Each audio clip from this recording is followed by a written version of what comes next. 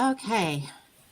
I think we're actually live, guys. So I just want to take a moment and welcome everyone to Diversity Drives Innovation. This is a Think Innovate 2022 mini session that's hosted by I-95 Business and Think. We're a management consulting firm out of Baltimore. And so I'm just going to share a few slides with you. Bear with me one second. I just would like to kind of talk a little bit about the agenda and what to expect this evening. We're going to talk a little bit about Think Innovate just real quickly. I'll introduce our moderator. Panelists will do their introductions. We'll then begin the panel discussion, and then we'll have time for question and answers at the end and a little bit of networking. So to talk a little bit about what Innovate is, Innovate 2022 is coming down the pipe. It's going to be happening October 19th through the 21st.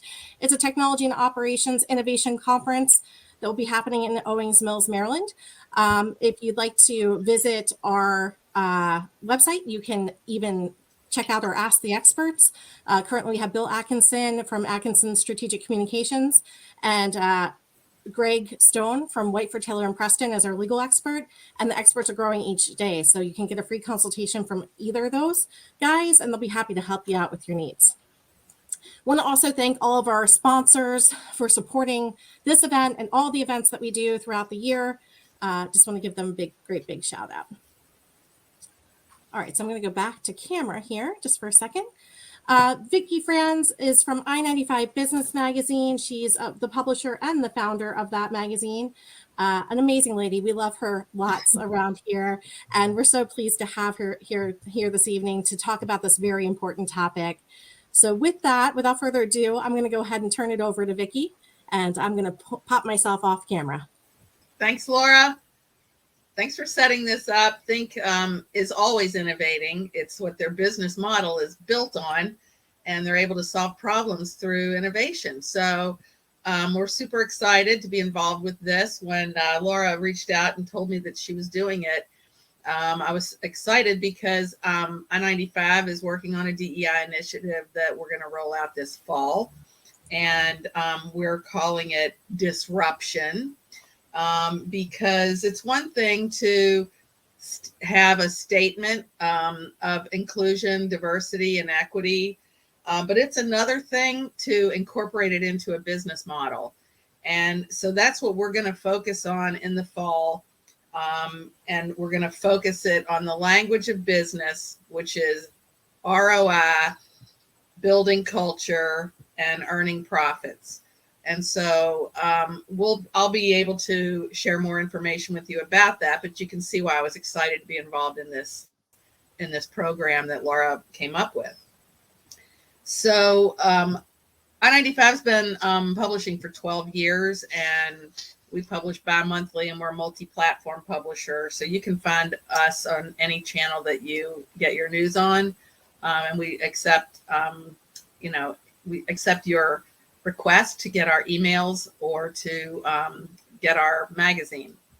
I'm going to talk a little bit today about some research on leadership style and what is important in a leadership style to build a culture of innovation.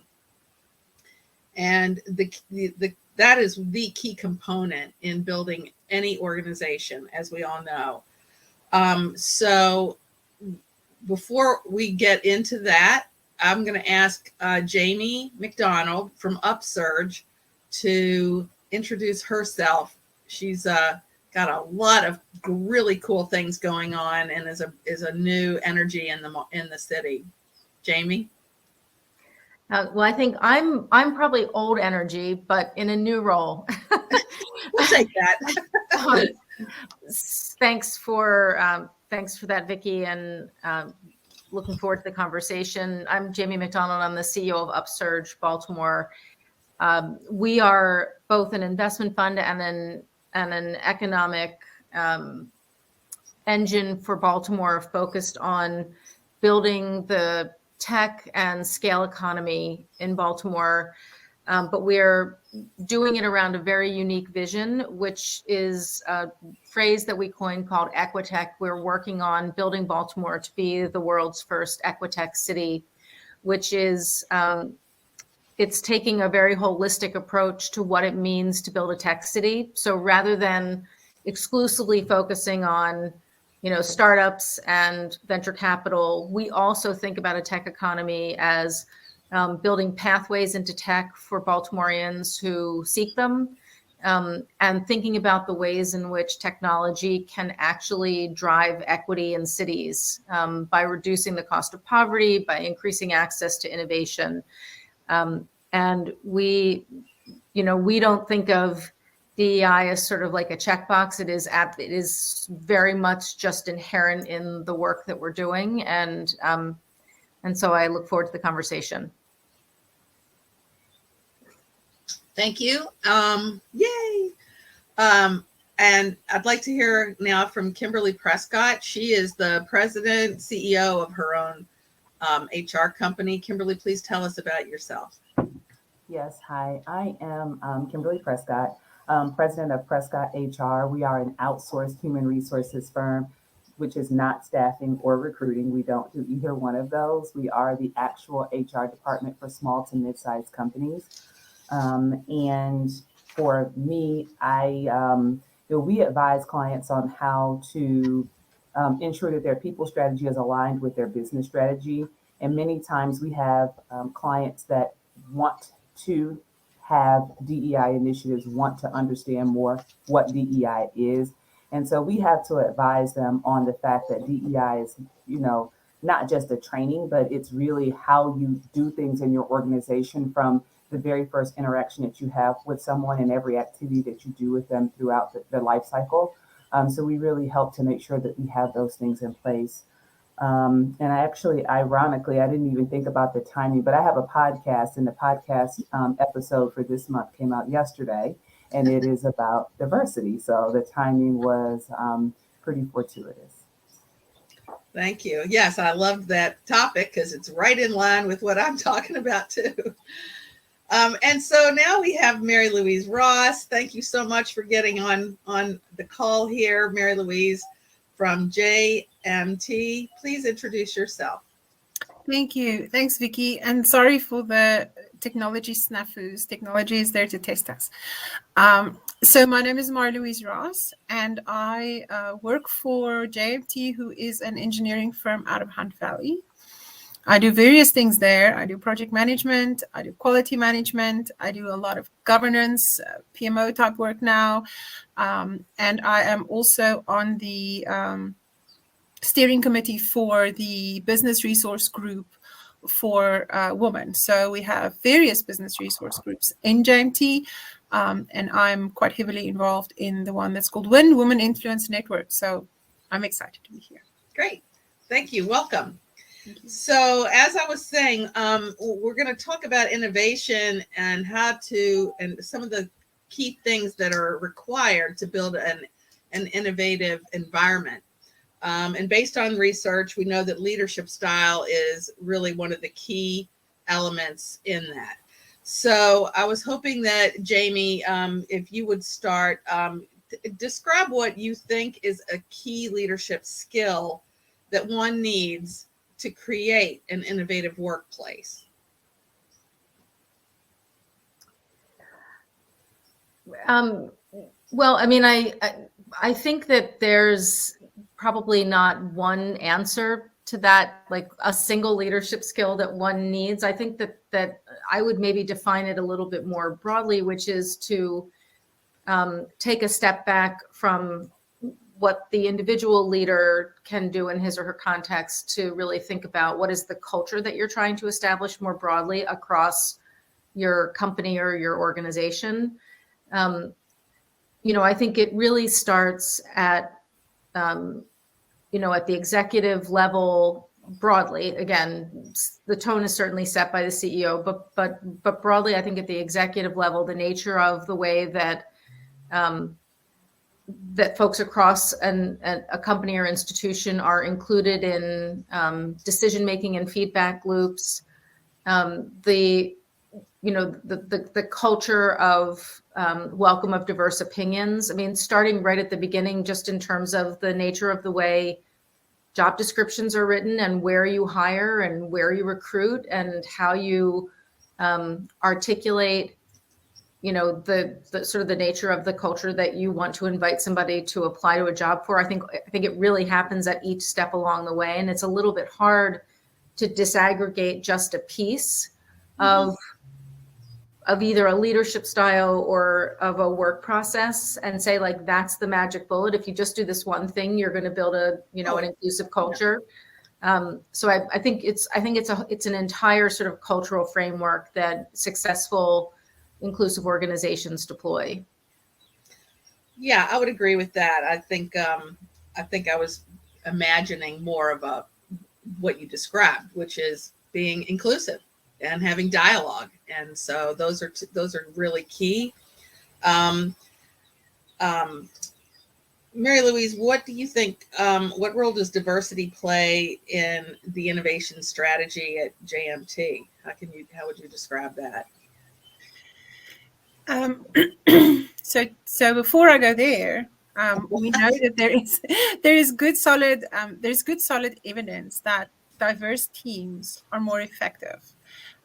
We can read that in Harvard Business Review, and I can't quote chapter and verse, but for sure, all the good business literature tells us that diverse teams are better at making decisions because they bring more perspectives, and that's all diversity. So JMT is an engineering firm and, historically very male and very white.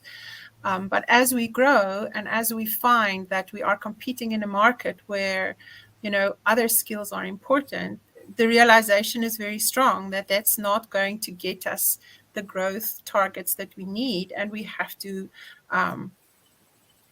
embrace more diversity, and that's why we're doing that. So in all levels of JMT over the past, I've been there 7 years, and maybe for the past 5 years, there's been a conscious effort to, to include all sorts of minority groups more and more. As we establish one, then we work on the next one. And we are on a really strong growth path, and we have to believe that it's correlated. So. Yeah, that's very powerful. Kimberly, you work with a lot of different clients in your practice, both small business, medium-sized businesses. So maybe it would help to describe diversity. Well, I don't necessarily know that there's a definition per se of diversity as it relates to, the context that we're talking about in the workplace. But what I do want to kind of go back to is, Jamie. Jamie talked about culture, and I think that before we can even really understand what diversity is and what it means, is really to understand the actual definition of culture. Because I think that people many times think that culture is, your mission statement or it's your vision statement. And the reality is that that is not what culture is. Culture is the personality of your organization, and it is the experience that people have in your organization. So in order for you to have a diverse culture, a culture of diversity or a culture of innovation, that has to be the personality of the organization. And so, what I also heard was, diversity of thought, allowing all opinions to come to the table. The reality is that it's not just, men and women or minority groups or any particular, group of people. It's also different thoughts. It's just people bringing their entire self to work and feeling okay with challenging the status quo, with having the unpopular opinion. I mean, I think, Vicki, you've been on many panels with me. I bring the unpopular opinion all the time, and committees and groups with me. I'm always the one that has the unpopular opinion. But making it a safe place for people to bring that to the table, I think that that's what diversity means as it relates to workplace and culture. Yeah, I agree with that. It's so different from when I came up in the working world, I'm sure that that some of you out there have had that experience where, you know, you're invited to the table, but you're not invited to have an opinion. And that is really a testimonial to how business has changed. And hopefully, if you're working in a business that does not want your opinion at a table, that you can speak to some other people in your office about that and try to get your voice heard, because that's the way companies will grow. So let's talk a little bit more about what's happening in how you're innovating. Jamie, you're really plugged into this community of innovation with Upsurge. Tell us a little bit more about what's happening there. I mean, so it's a really broad-ranging set of culture building and initiatives, and I think drawing new people both into the knowledge economy and into the discussions about what that should look like, so that it creates a place of welcome and belonging for people who have traditionally not felt that they've had access to the paths or networks to, you know, to access what is really the 21st century economy today. I mean, we really look at our work in kind of 4 core lanes. So the first is how do we create a sense of understanding about the power of diversity among founders of any background. So, you know, we know that the startup community is largely white and male. Less than 5% of venture capital funding goes to women and underestimated founders of varying backgrounds. And so, you know, we start from a place of acknowledgement that most of the people that benefit from, you know, the innovation economy across the country are, you know, are a very narrow and exclusive group of people. And so we share, you know, some of the data that Marie-Louise was mentioning is underpinned by a wide range of sectors that have measured the power of diverse teams, leadership boards, and in our case with startups, also who you allow to invest in your company or who you encourage to invest in your company. The second lane of our work is becoming a place of welcome in Baltimore for founders of varied backgrounds. We want to, you know, be a place where founders who haven't traveled the traditional path to, you know, to leading a tech or scale company, find Baltimore to be a place that is excited that they're here, that is supportive of their growth, that is bringing their networks to bear on behalf of the company, and is creating a set of peer networks where founders can find each other and learn and grow together. The third piece of our work is work that we're doing to develop both at the youth level and then also at the adult level pathways into tech. And that starts all the way down with our youngest Baltimoreans in robotics clubs and, you know, after school coding programs and media and digital technology groups, all the way up to programming for adults in Baltimore who are looking to gain a certification or a skill that connects to the tech economy.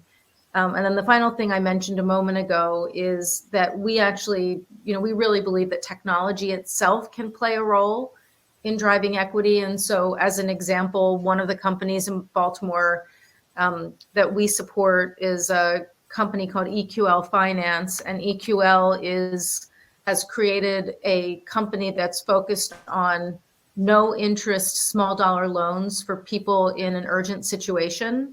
And so they give loans up to $500 that the recipient of the loan has somewhere between a month and 3 months to pay back. And invariably it's for something like rent, a utility bill, food, you know, insecurity. And they can provide these low interest loans because they create a bank of anonymized data that becomes the revenue stream for the company. So nobody knows that it's Jamie getting a loan from EQL. What they know is that it's a person who lives here in the zip code who's got this need.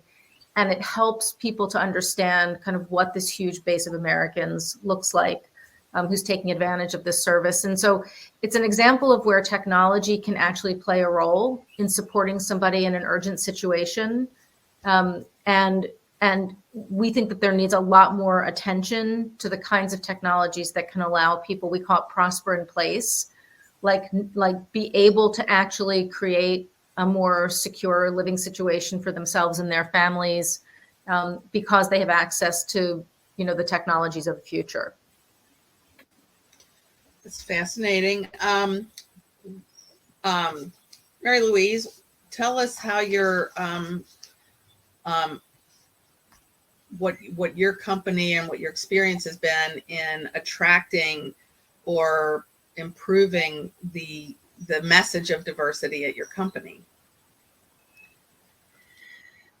I won the prize for the hardest question, I think. Honestly, that is a struggle, because we are hearing, our company surveys every year through a Glint survey, and we also work as the Women's Influence Network on the exit interviews for people. And we know both by that data and anecdotally that we are struggling to retain diversity candidates. I attended a seminar a while ago that was completely unrelated to diversity, where I attended an awesome session of a lady who moved out of a technical career into a diversity officer position. And she said that inclusion leads diversity. So we almost have to, there's a critical mass you have to, have in your company, and then people feel included, and then they feel comfortable staying and comfortable speaking, and to get, over that, initial almost activation energy is hard. So we haven't figured it all the way out. I think the business resource groups in JMT help. We speak to new candidates honestly about that and what we're trying to do and what we are doing. We share work plan for the BRGs. We share videos that new candidates can watch to say, this is what we do in this business resource group. And we have feedback from people who has joined JMT because of those. That's why we are strengthening it. We are starting a Pride BRG in June, and we're starting a Veterans BRG in July, which we are excited about. So I think, we have to be honest, and we have to be open, and we have to be we have to be open to learning and be open to getting feedback and just keep doing it. Just to give people a perspective, tell us how many employees JMT has. JMT is a civil engineering firm, and we are 2,000 employees all over the US in about 40 offices. So we're not huge. We're not tiny.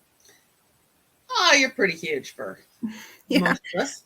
And if you look at the org chart, diversity is good, but the upper layers of diversity is sparse. It's not there yet. So if you go to jmt.com and you look at the org structure, you'll do what I do, and you'll say, we're not there yet. And so it's growing, organically a little bit. But we know that that's a problem. Yeah.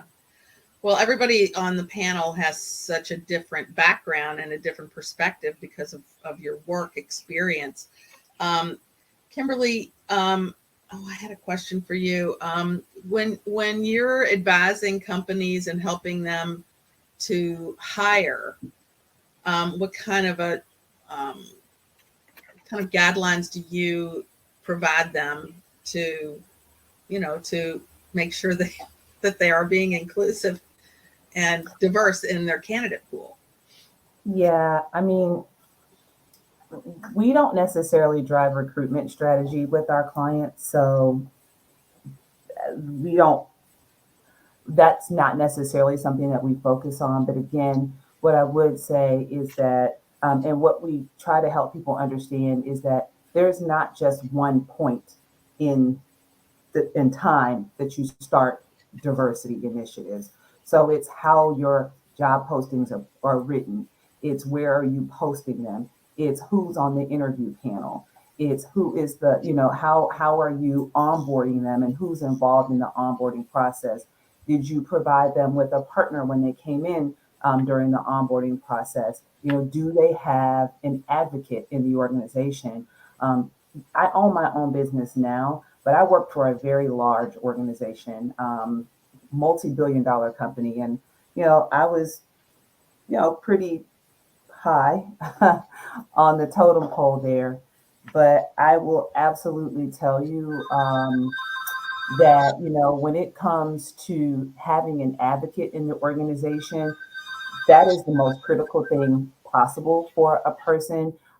Before you meet that critical mass that you spoke of, Marie Louise, before you get to that critical mass where there's that feeling of inclusion, people have to feel like I have an advocate here, that when rooms that I'm not in, somebody's there speaking on my behalf or help bringing me back the information so that I know what it is.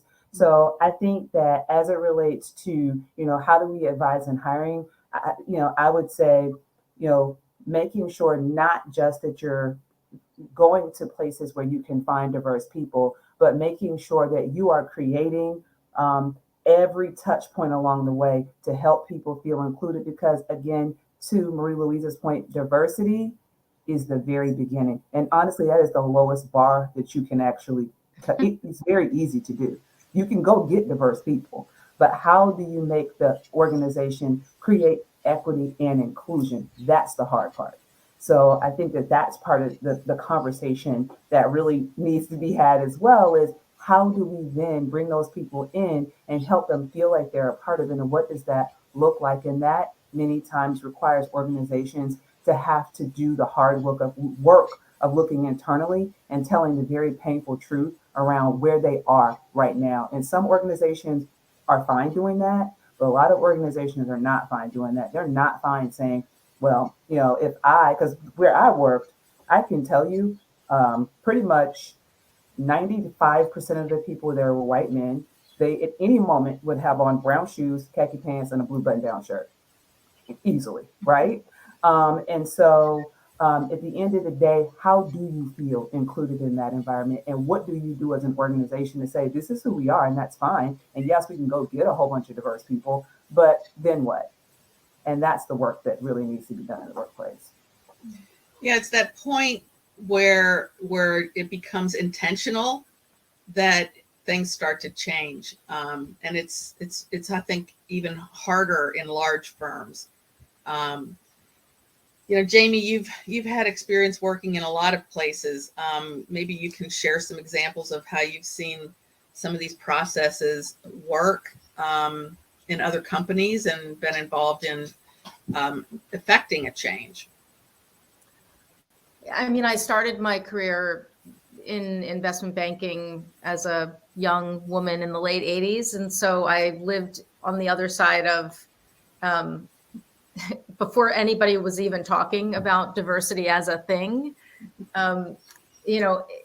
It's so, I mean, I've experienced I've experienced the whole, I think, continuum of what's happened from the 80s to today in terms of,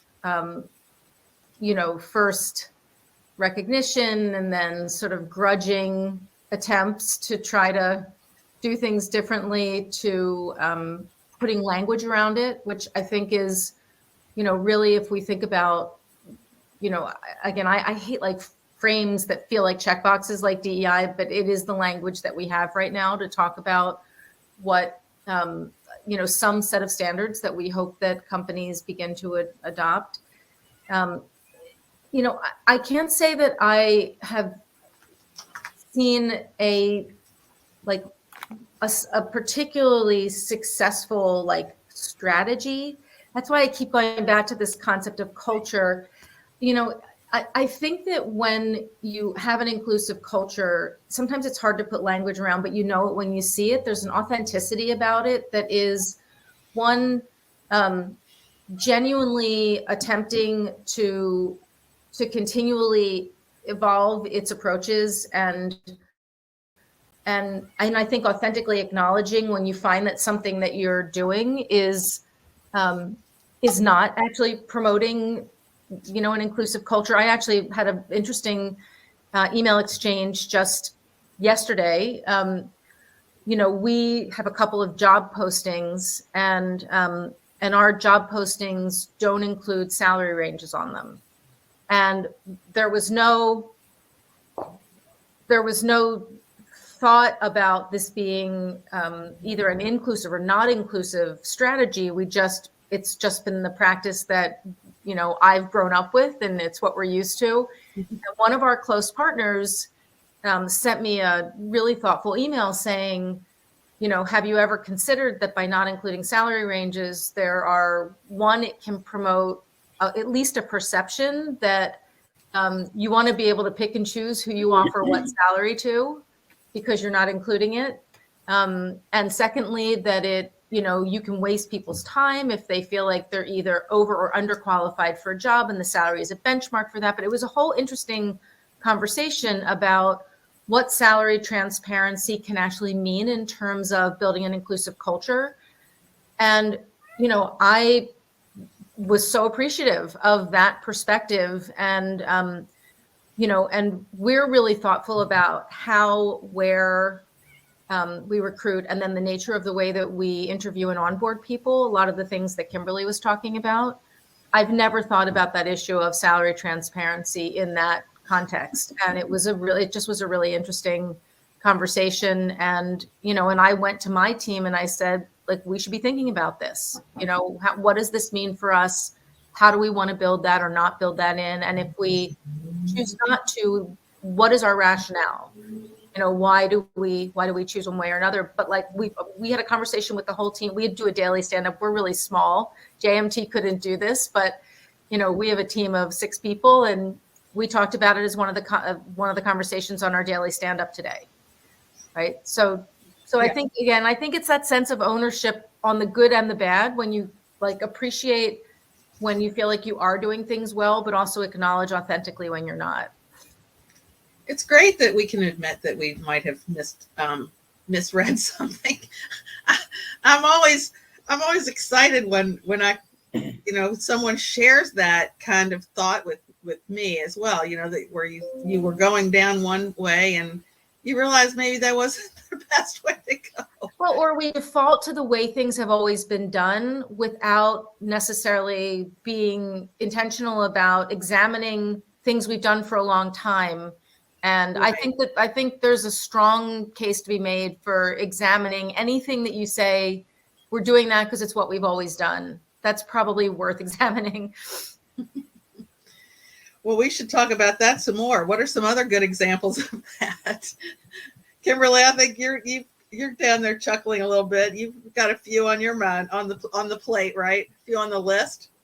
Well, I just feel that way across the board. I just think that's just not a good phrase, period. Not necessarily related to this. I just think saying that's how it's always been and not asking how you got here is just not a good practice in general. Well, with an engineering firm, you have so many practices that are built into the model that just have to be a certain way. So I imagine when you guys, Mary Louise, when you guys start to analyze your processes, it requires more than a few people to even think about changing a process. Well, with a bunch of engineers around the table, you have, lots of keen analyzers. So there's lots of conversations about those. Yeah. So if, I'm not sure where we should go from here. Who would like to contribute more to the discussion? I mean, I'm curious to ask Kimberly, again,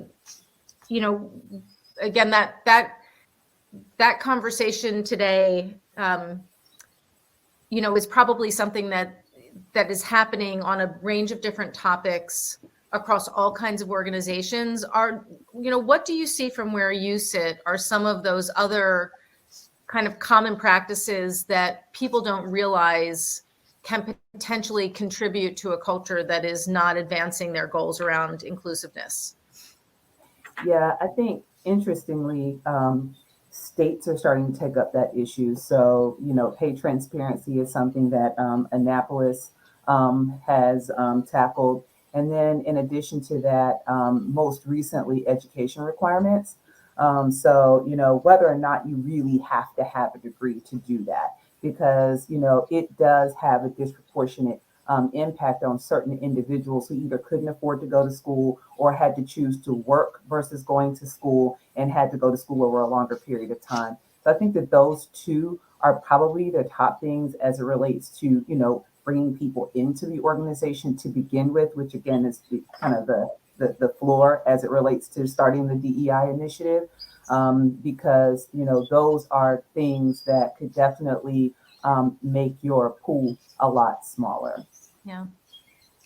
And that's true. And then when you look at the change in the employment pool, and everyone's having to, dig a lot deeper and look for new ways to find and recruit people, it sounds like a lot of the education requirements, years of service in certain industries, those are all kind of being relaxed.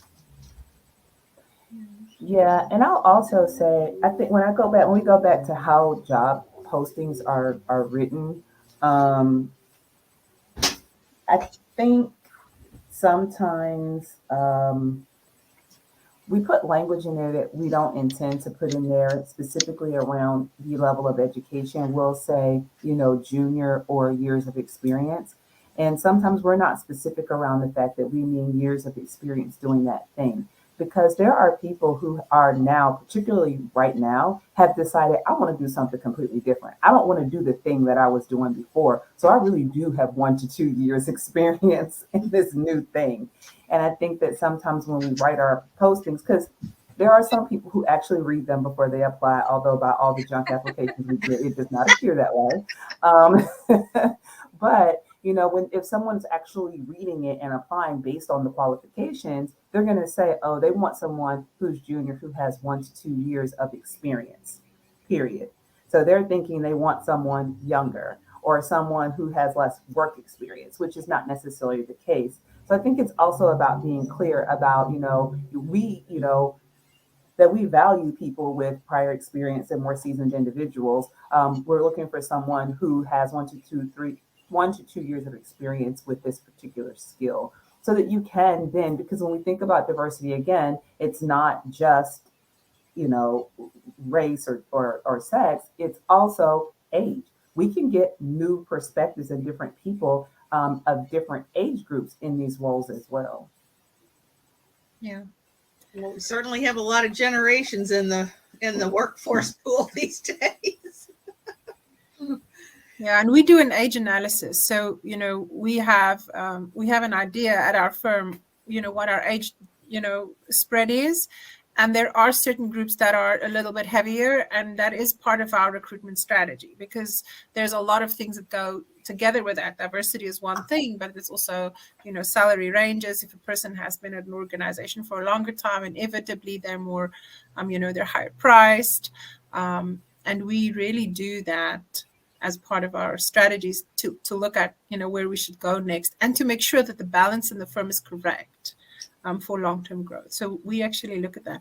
I want to just share something in terms of the salary diversity, Jamie. I worked for a firm that was completely transparent with salaries before. I worked many years ago at South African Breweries, which was then owned by South African Breweries at the time owned Miller Brewing. And it was an awesome company, and I learned probably more there than at many other companies I worked, but they were completely transparent. Everybody knew what everybody else was making. And I walked into the firm with a frown, thinking this is going to be weird, but it really is not. And the one thing that I felt was beneficial about that is that the organization is accountable to every individual in terms of their rate. So if everybody knows what everybody else is making, then the organization is accountable to make sure that it's equitable, because then you can ask. And I think I didn't go through the process of getting them there. I walked into it, but it's not as weird after the first week or so as you think. And it's a wonderful thing to to know that you are on par for where you should be, and there's not this oh my goodness, is this it's just not there. It's just like, okay, this is where we all are, and there we go. Yeah. It makes sense. I mean, and you see that in in particularly in obviously in nonprofits and in government, where at least at the top levels in nonprofits and then across the board in most government roles, I do think that there's it takes some heat out of, or maybe it doesn't, I guess, in some cases, if somebody feels that somehow they're being slighted. But I think it certainly feels like it would lend itself to a reduction in the instances where, we worry that men and women in the same role get paid differently, or a person of a different racial or ethnic background gets paid differently than a white male counterpart, that sort of thing. And holding yourselves accountable to your employees that way is, feels like that's an important dynamic in terms of inclusion. I don't know, again, like, I don't know what the prevalence is now.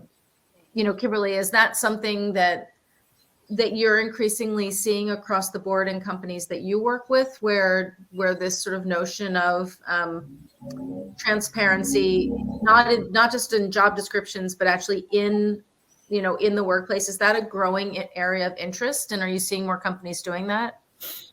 Yes, I definitely am seeing more companies that are more interested in a certain level of transparency, not quite where Marie-Louise described, but what they are. And I've always encouraged clients to have a compensation philosophy, to be clear about what their philosophy is around how they compensate people. But now what we're really seeing is really them wanting to create pay bands and, job classifications. And then that way, at least people know the band in which they will fall. Because I think, a lot of organizations are a long way away from being able to have that complete transparency, but I really have seen a lot more people requesting compensation analysis and looking at the market, looking at where people are, and then creating bands, and then getting people into the bands if they're outside of the bands. Yeah, makes sense. Well, has there been a lot of salary adjustment as a result of the pandemic? People are asking for more money, for sure. Probably unpopular opinion, I don't think that that's a good idea for employers, because I don't think it's sustainable. And what we've seen is that the people who left their jobs a year and a half ago, they're calling them boomerang employees. They're coming back. They're going back to their last job. And so if you are now starting to offer people coming in the door more money, that's not going to be sustainable long term. And if people are going back into the workplace because they understand that either the gig economy is not what it was cracked up to be, or this other place that offered them, all of these things is not really that, and they're coming back, you're not going to be able to afford that. And then the marketplace I think the workforce is going to look different. So yes, people are asking for more money. They're asking for a lot of things, but I don't necessarily know that employers need to jump as high as people are asking. I know the temporary pain of needing an employee is tempting to do that, but I don't know that it's sustainable. We've had a fairly large organizational shift in terms of non-monetary things. JMT went virtual, and it's generally a workforce that has a fairly high education level and has options in the market. And when they started talking about going back, people had very strong opinions about what they're not going to do. And some people made the mistake of saying, oh, we just want things to go back to normal. And then a whole tribe of people from all demographics and shapes and sizes said, that won't happen. We have already proven that we can successfully and profitably work this way. And unless you can say organization, there's a firm reason why we should, all trot into our offices at 8 in the morning and trot out of there by 4, for example, men and women alike, then, we need to have conversations. And I think we're an ESOP, so we're an employee ownership company, and we feel kind of as if it's our company, but we spoke back really, really hard to the organization, to the point where I think there are pockets that's not wonderful, but I think for the large part, we've made a huge shift in terms of flexibility. There's things that has to catch up, management process. So, you have to make sure that you are effectively managing performance if people are not, always in their office, in their seats. But I think we are so pleased to see that the organization has been flexible. And it wasn't really money, it was just other things, which allowed people to stay. It's like, okay, so now I don't have to go look for another job. It's so important because you hate to lose your best employees over a mandate. But that seems to be going well across the board for most companies. I see a lot of different businesses going to the 3-day a week work policy. So I'm thinking that we could open this up to our guests and have some questions come in. Laura, do you think we're ready to do that? Absolutely. I just unblocked everybody's microphone and camera. If you'd like to show yourself, you can. But if you have questions, please feel free to use the chat or just go ahead and raise your hand and we'll get to you.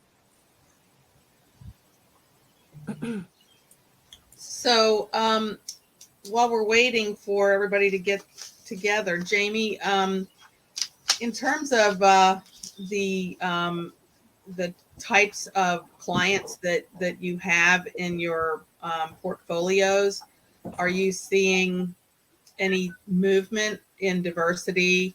That how are you finding these innovators? How do they know that you exist and can come to you? Are you working with all these local, labs and incubators and so forth?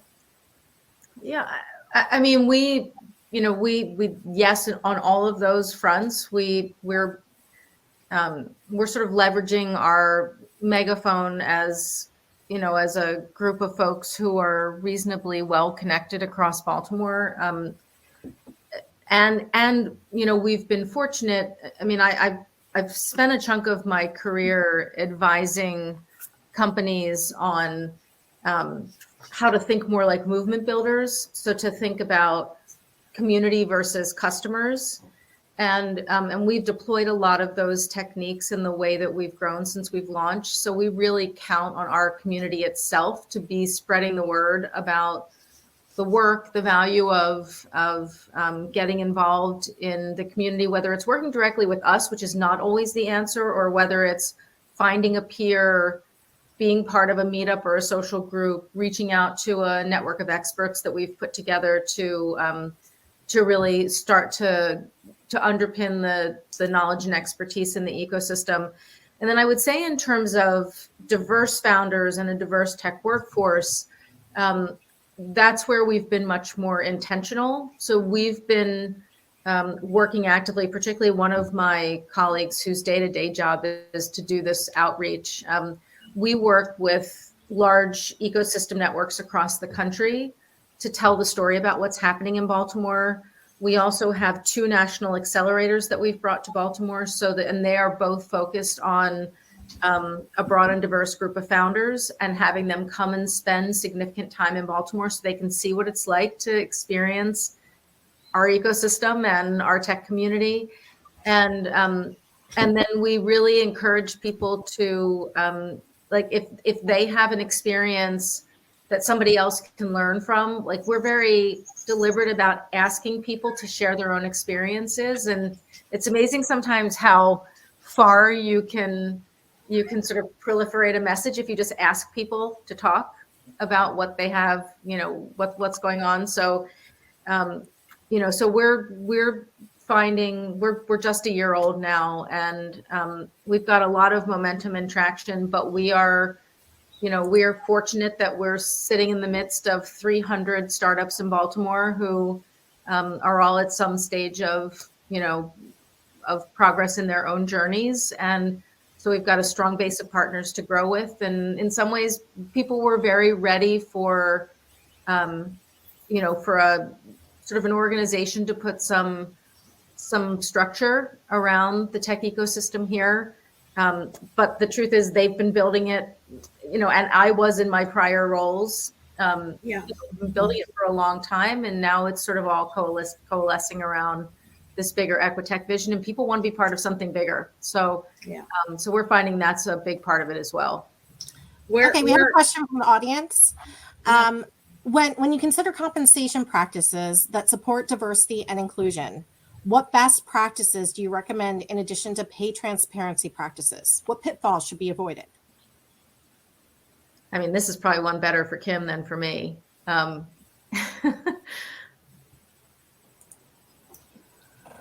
Well, again, I think making sure you're looking at the market and that you are creating the philosophy. So, because I think that it's important for people to even understand that, because the philosophy could be we pay in the 50th percentile and that's it, right? So then people know what it is, it's clear. And then, or you can say we pay in the 50th percentile and we bonus with the potential to get to the 75th, whatever you might say your compensation philosophy is, but being very clear on what that is. And then the other piece of it is when you're looking at your compensation practices, think about if you're bonusing people and if there are variables as it relates to bonus, think about whether or not everyone has the opportunity to actually earn that. So if it's team-based, company-based, individual-based, and then also think about how much of that is at the manager's discretion. Do you have actual metrics that you can tie back to it? Because the more subjective the discretionary compensation is, the more likely you are to have questions and people wondering, well, why was this decision made? So as much as you can have it tied to some type of metric or something quantitative, the better. Then that way people can truly understand how they arrived at their total compensation.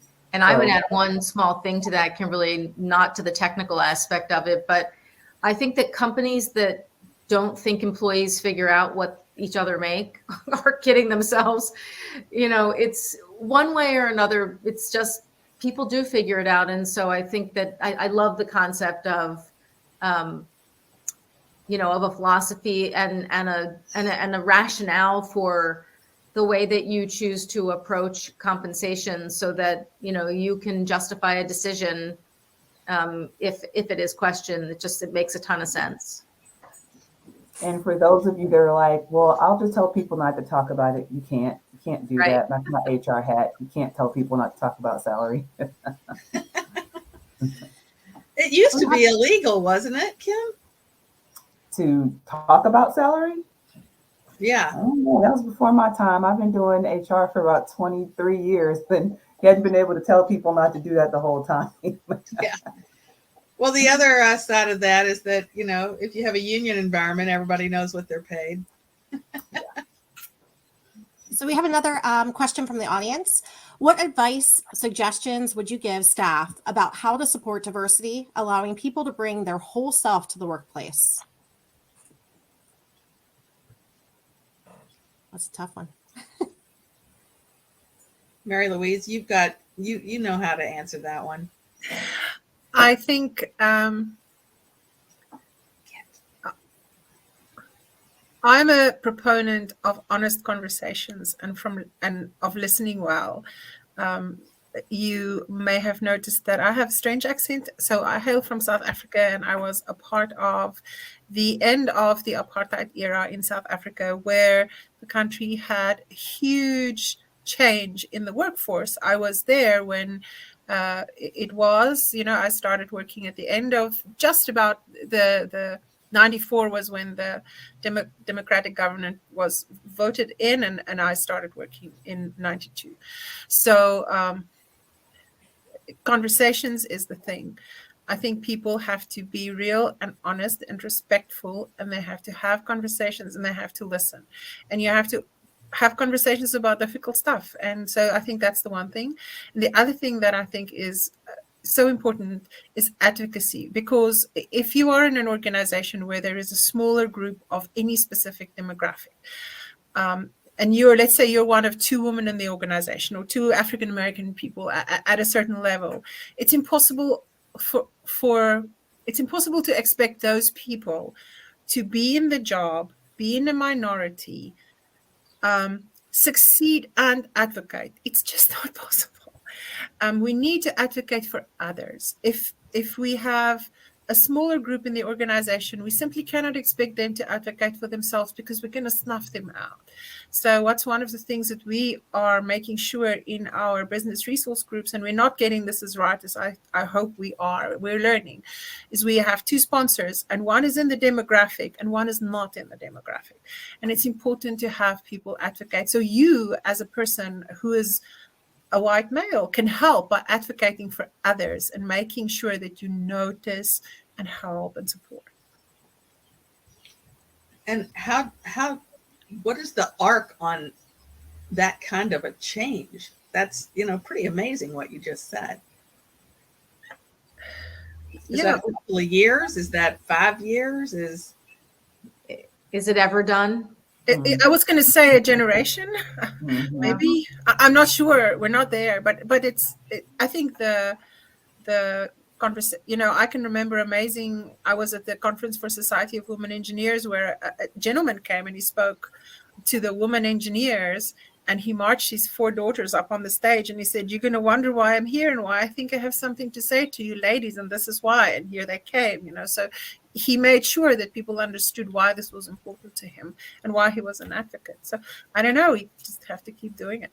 I mean, and I would say I think it's unrealistic, again, based on the arc of what I've watched from, the late 80s. I mean, yes, women have some things have changed for women in the workplace. And I would say each decade, a piece of something important seems to have shifted. But look at where we still are 35 years after I started working, right? I mean, pay equity is still far from being solved. The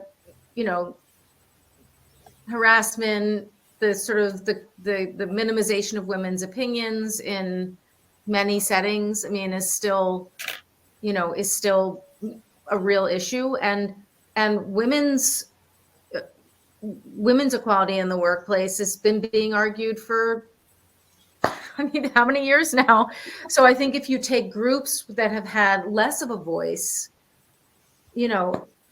I think without some kind of a little bit of what I've hoped, and Kimberly, I don't know whether I should be discouraged about this or not, but I've kind of hoped that, this seismic shift in the workforce post-COVID, around remote, around the fact that we're in such a tight labor market.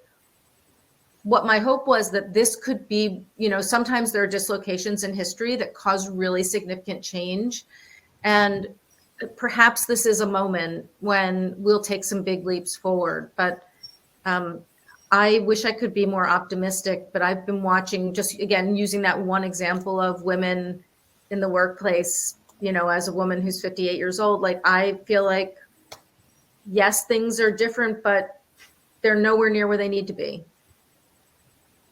Yeah, and I also think, with regard to supporting diversity and making sure that people, are able to bring their whole self to work, sometimes you should just listen. Like, you don't have to have a comment. You don't have to have feedback about what someone says. If you are open and you don't agree, then that's fine. And everything doesn't require a response. And I remember very clearly when I was in my corporate job, that I kind of got labeled because I had opinions. When the white male had the opinion, they were passionate. This person is very passionate. But when it was me, it was, I'm angry, I'm intimidating, and I could use, and I wasn't, there were people who were yelling, cursing, and screaming at work. I wasn't doing that. I was just very, very firmly stating what I thought. And so I think thinking about the words that we use to describe people, the adjectives that we use. There is a difference between calling someone intimidating and calling someone passionate. Those are two different connotations. And so just thinking about that, and sometimes just not responding and not being defensive when people do bring things to the table, because sometimes it discourages people. And I did want to highlight something that Marie Louise has been talking about. She's been talking about it, but I don't know if everyone understands what it is, a business resource group. Those are really, really good resources for organizations. They're sometimes called employee resource groups, ERGs, affinity groups. They have different names. I actually have a podcast about that, episode about that too. But they're but they're really good because it does allow, to Marie Louise's point, to have people of a same group talk, but their allies and their advocates can be in the room. And sometimes other people can be in the room that just want to learn, that just want to hear and get more information in a safe space. Because sometimes people don't feel comfortable coming to me and saying, hey, Kimberly, I want to ask you a question about X. They don't necessarily feel comfortable with that. But if they were to become a part of an ERG, they could learn and just take in the information. So I would encourage anybody who's a part of an organization or a leader in an organization that doesn't already have business resource groups or ERGs to definitely look into it and consider it, because they are a very valuable resource for people to learn from themselves. And they're employee driven and managed for the most part. Thank you, Kimberly. I wholeheartedly support that. We learn a lot from them. Well, I think we're going to be wrapping up here any second. Laura, would you like to come back on and address the crowd? Yep, I'm trying to do that. Let's see if I pop back in here. I don't know. I have, let me see. I don't know if I can come back, but I think you guys can hear me. So I just want to take a moment. First of all, thank you, panelists, for being here this evening. This is a very important topic that we really need to continue this conversation to grow and to create cultures of inclusivity and equity. And I just want to thank you again for being here, and thank everyone who joined us this evening. Everybody will get a copy of the recording. If you do have questions that you think of after the fact, please feel free to email me directly. I think everyone has my email, and I'll be happy to get those questions answered for you. But thank you again, everyone. Stay safe and happy, and we'll catch you next time. Thank you. Thank Thanks you. for coming. Bye-bye.